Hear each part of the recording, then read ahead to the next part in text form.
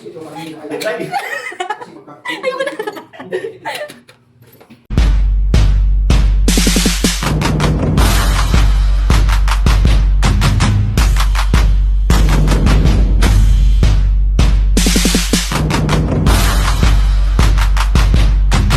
Busy day, pero may today's agenda? Hulaan mo. Operation Ayos Condo tayo today. Hello mga ka-Andy! So nandito tayo ngayon sa bago kong unit dito sa DMCI Prisma. And right now, inaayos na natin siya para ready na siyang tirahan. Isa sa mga project ko right now is ayusin yung bathroom ko. No? May mga na-install na tayo doon, may shower na tayo, meron na rin tayo mga ilaw. And last na lang na ilalagay natin is of course, yung bidet natin, di ba? Para ready tayo every time na gagamitin natin yung CR natin. So yung nakuha kong product right now, ay i-install ko sa bathroom ko is yung product from Feldex. Siya. Yan. So ito yung bidet na nanggaling sa Feldex. Ito yung PB8003. So as you can see, ayan. Ayan yung pinaka-itsura niya. Product features, sobrang ganda. Very ideal. Ang ganda. Bagay na bagay sa unit ko. So dual nozzle system na siya. Mamaya ipapakita ko sa inyo kung paano nag-work yung dual nozzle system. And yung water pressure niya, may control. So talagang maayos mo siyang magagamit. Anong pinakita to sa akin ng friend ko from Feldex, ang bilis lang, ang dali-dali lang i-install. So mamaya ipapakita ko sa inyo kung paano ko siya i-install para pag bumili kayo nito, makikita nyo kung gaano lang siya kadali i-install. So tara, samahan niyo ako.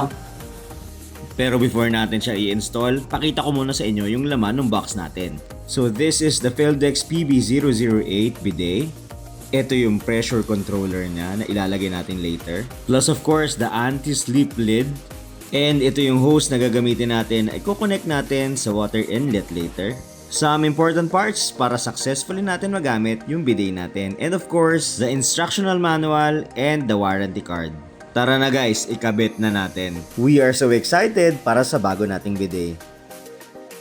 Medyo challenging at first pero kaya ko to. Let's turn our comfort room to a more comfortable one.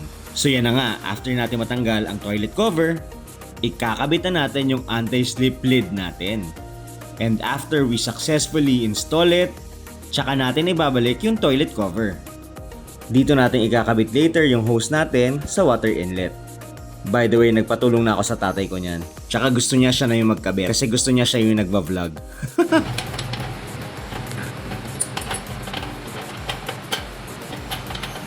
Ayun, nakabit na natin sa water inlet natin, so ready to use na ang ating bidet!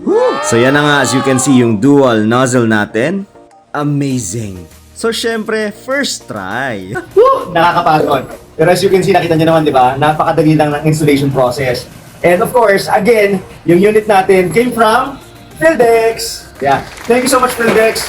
Ang gaganda ng mga products niyo, and this bidet is one of those products na talagang mabibenta natin sa market. And then sobrang ganda niya, easy to use, easy to install. The material itself na ginamit, makikita mo talaga na matibay siya. So yeah, good job Feldex sa mga products natin. Thank you so much mga ka-Andy for watching. This has been Rick Amasola. So if you want to know about more of Feldex, check out V's website na nakikita ninyo sa ilalim. And makikita niyo na rin dito yung mga products or yung iba pang mga products na pwede nyo bilhin from them. Have a great day guys! Bye-bye!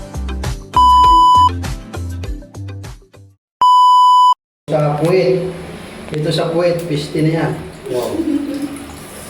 Oo. Ang tamad naman nun, pati mo naman yun. Tapos, kung sa pipay, uway. Ayok. If you want to know about more of Feldex, check out V's website na nakikita ninyo sa ilalim. And makikita nyo na rin dito yung mga products or yung iba pang mga products na pwede nyo bilhin from them. Yeah. Makikita nyo rin dito sa baba. Okay, I'll go dito. Makikita nyo rin dito yung mga social media platforms nila. Teka lang, wait lang. Bono. Bobo ka pa. Tapos may sabi ko,